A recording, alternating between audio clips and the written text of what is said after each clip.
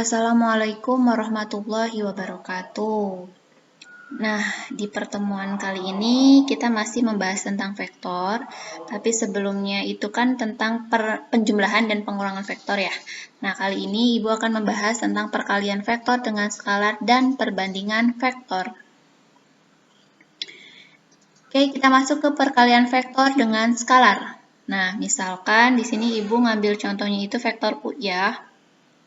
Nah, Ibu punya vektor U nih. Jika suatu vektor, misalkan ini vektor U, dan M-nya itu adalah skalar atau bilangan nyata, atau bilangan real, atau bilangan asli ya, maka M dikali vektor U, atau suatu bilangan skalar dikalikan suatu vektor, atau vektor dikalikan dengan bilangan skalar, itu ada 3 kemungkinan.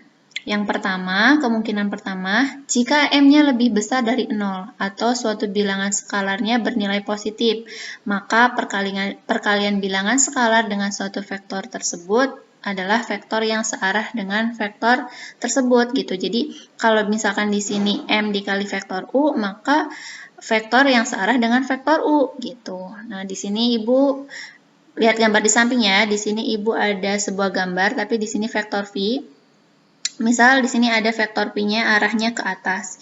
Jika dikalikan dengan 2 itu kan bernilai positif ya, atau lebih besar dari 0, maka vektornya itu mengikuti arah vektor si V-nya. Kalau V itu arahnya ke atas, maka kalau 2V itu arahnya juga ke atas. Nah, gitu maksud yang kemungkinan pertama. Nah, sekarang kita kemungkinan kedua.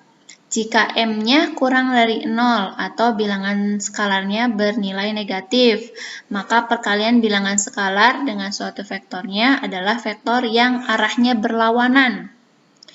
Nah, lihat gambar lagi. Nah, di sini ada vektor V yang arahnya ke atas.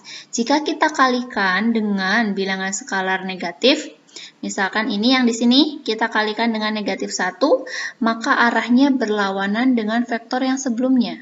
Ya, V-nya itu arahnya ke atas, jika dikalikan negatif 1, maka negatif P itu arahnya ke bawah. Seperti itu maksud yang kemungkinan yang kedua. Nah, untuk kemungkinan yang ketiga, jika M-nya itu sama dengan 0, maka suatu bilangan skalar dikalikan dengan suatu vektor, hasilnya adalah vektor 0. Ya, contohnya jangan vektor deh, gini, kalau bilangan berapapun yang dikalikan 0, itu kan pasti hasilnya 0 ya. 3 kali 0, 0. 4 kali 0, 0. Nah, begitupun dengan vektor. Kalau vektor dikalikan dengan 0, maka hasilnya adalah vektor 0. Seperti itu. Nah, sekarang kita masuk ke vektor yang disajikan dalam bentuk komponen. Nah, di sini Ibu ngambilnya vektor V. Vektor V itu komponennya ada X sama Y. Maka jika bilangan skalar dikalikan vektor V, hasilnya kita tinggal kalikan aja. M dikalikan X dan M dikalikan Y. Oke, contohnya diketahui vektor A itu komponennya 5, negatif 1. Vektor B-nya negatif 5, 0. Vektor C-nya komponennya 2, negatif 4. Maka tentukan vektor kolom berikut. Yang A itu 2 dikalikan vektor A. Maka kita tinggal kalikan aja komponen vektor A dikalikan dengan 2. 2 kali 5 itu 10. 2 kali negatif 1 itu min 2. Kemudian yang B. 2 kali vektor A dikurangi vektor B ditambah 3 kali vektor C. Sama, komponen-komponen vektornya kita kalikan ke bilangan skalarnya. 2 dikali vektor A, maka 2 kali 5 itu 10. 2 kali min 1 atau negatif 1 itu negatif 2. Dikurangi komponen yang B. Negatif 5, 0. Ditambah 3 dikali komponen vektor C. 3 kali 2, 6. 3 kali negatif 4, negatif 12. Nah, kita tinggal jumlahkan deh. 10 tambah 5 tambah 6, itu hasilnya 21.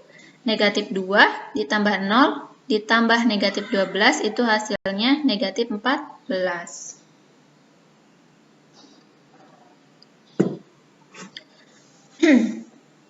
Nah, sekarang kita masuk ke perbandingan vektor.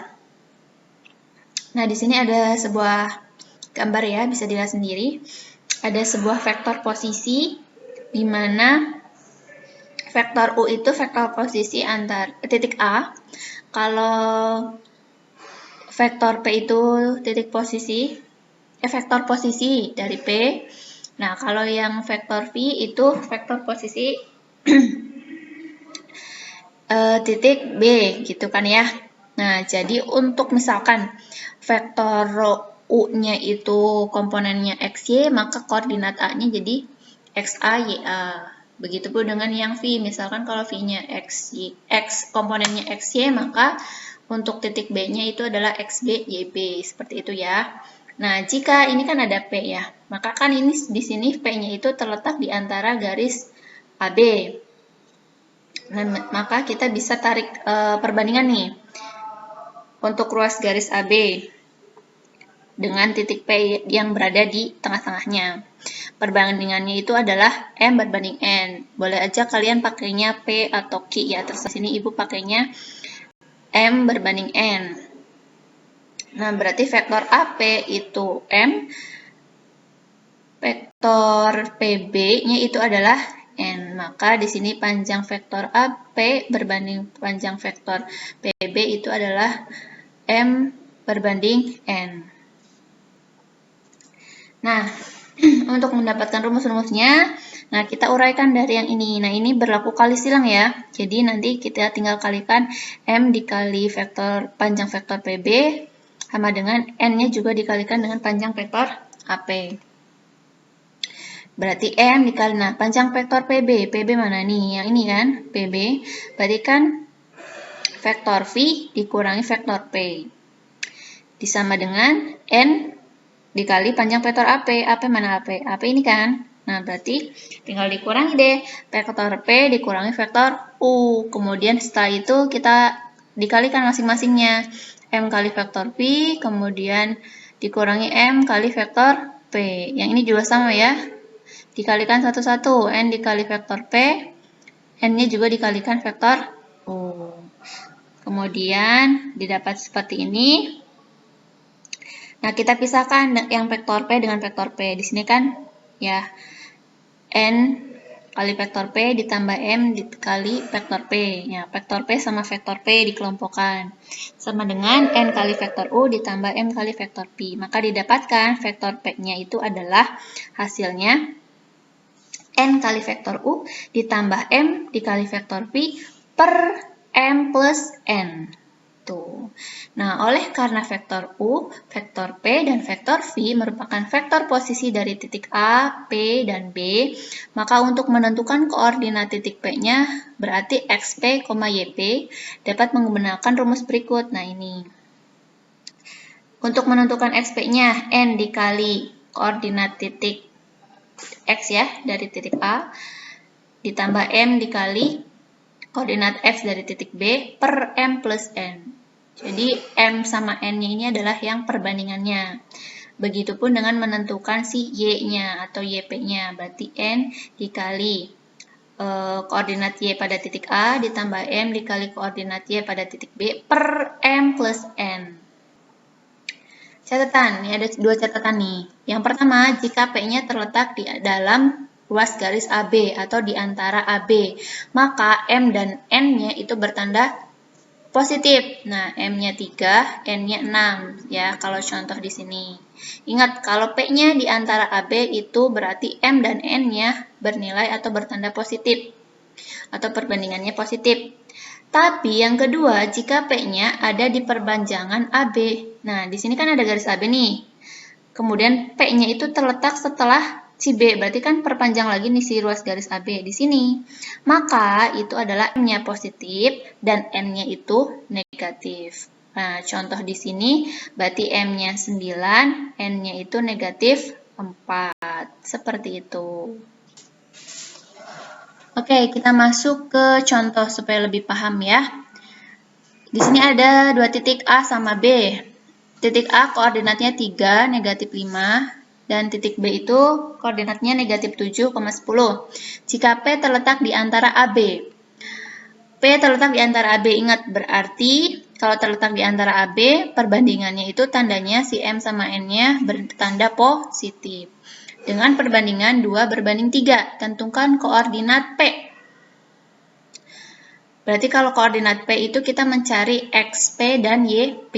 Maka menggunakan rumus yang tadi. Nah, kita cari dulu yang X. XP berarti N, perbandingan yang N, dikali koordinat X di titik A, yaitu 3 ya. N-nya juga 3. Ditambah M-nya itu perbandingannya 2. Dikali XB itu adalah koordinat X di titik B. Berarti kan negatif 7. Per M plus N perbandingannya. Dijumlahkan ya, 2 tambah 3. Maka 3 kali 3, 9, ditambah 2 kali negatif 7, negatif 14. Dibagi 2 tambah 3, 5. 9 kurangi 14 berapa? Negatif 5 ya. Negatif 5 bagi 5, itu hasilnya negatif 1. Maka ketemu si XP-nya adalah negatif 1. Setelah diketahui yang XP-nya, kita nyari yang koordinat Y, yaitu YP-nya. Sama rumusnya seperti yang tadi, cuman bedanya ini pakainya koordinat Y-nya.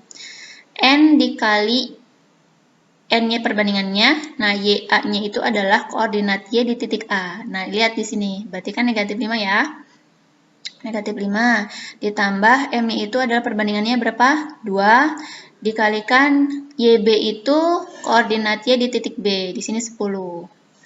Per M plus N, perbandingannya kan 2 berbanding 3, berarti kita tinggal jumlahin aja 2 tambah 3. 3 kali negatif 5 itu negatif 15, ditambah 2 kali 10 itu 20, 2 tambah 3 itu 5. Negatif 15 tambah 20 berapa? 5 ya, 5 dibagi 5 itu sama dengan 1, maka YP-nya adalah 1. Maka diperoleh koordinat P-nya adalah negatif 1,1. Oke, ada pertanyaan? Pasti ada ya. Ada yang sudah paham, ada yang masih bingung, ada yang remang-remang. Nah, kalau misalkan masih ada pertanyaan, silakan kalian tanyakan di kolom komentar, atau misalkan malu-malu di kolom komentar, boleh tanyakan via WA ke Ibu. Oke, terima kasih. Mohon maaf atas segala, jika ada salah-salah kata, mohon maaf ya. Wassalamualaikum warahmatullahi wabarakatuh.